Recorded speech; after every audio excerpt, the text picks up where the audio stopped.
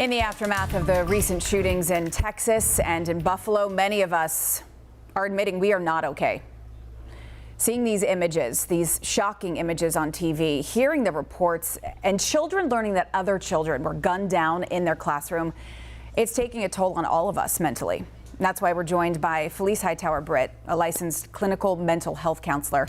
Thanks so much for joining us. This is not only sad, it is scary, because when something like this happens, and unfortunately it keeps happening over and over again, we think of the victims, sure, but we also see ourselves in that. We see our kids in that. We see our grandmother in that. How do we cope? How do we talk about this in a way that helps us all feel better, especially the youngest ones, the kids? So you're absolutely right. And if I might say that my heart, my thoughts, and my prayers are out there for the people who have been traumatized by this event, especially the parents, friends, and loved ones of those in Texas. And you're absolutely right. It's very scary and frightening for all of us, because even though we weren't there, we witnessed it. And we can also be traumatized by what we see, the images that we see in social media and on television. So we all are affected by this. And so one of the things that we can do is check in with your loved ones, especially your children, ask them how they're doing, and also ask them, what is it that they know? If they don't know, then you want to be the one to educate and tell them about what's happening so that they don't hear it from others and get misinformation. Oh, Felice, I'm so happy you mentioned that, because I was just speaking with my sister this morning, and she was going back and forth about should she say something to her kids. She said, I don't want to scare them, but I know kids talk, and I don't want them to find this out on the bus and be worried and scared without me being able to comfort them. But I think the problem is, can we offer comfort? Should we say you're going to be fine when we really don't know that?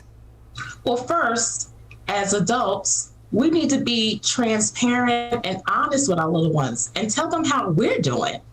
I mean, it's okay for us to say that we're not doing okay. It's okay for us to share our feelings about being scared, fearful, frustrated, helpless. Share that with them so that they know that they're not alone in their feelings, because they can be like, well, if my parents are feeling this way, then it's okay if I'm feeling that way.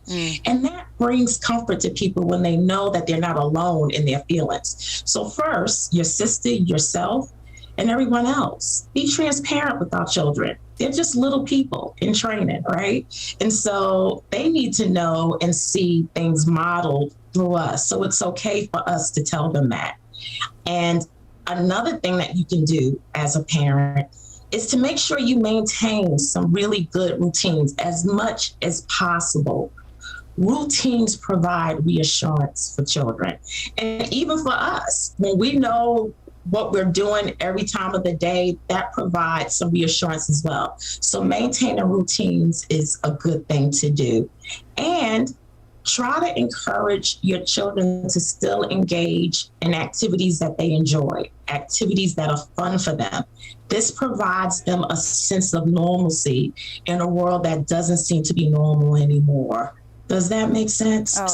It makes perfect sense. And you know what? I think you got to the heart of this. Just talk and let your kids, let the people who are around you know. If you're not feeling okay, let me know.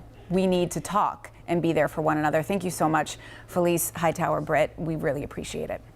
You're welcome.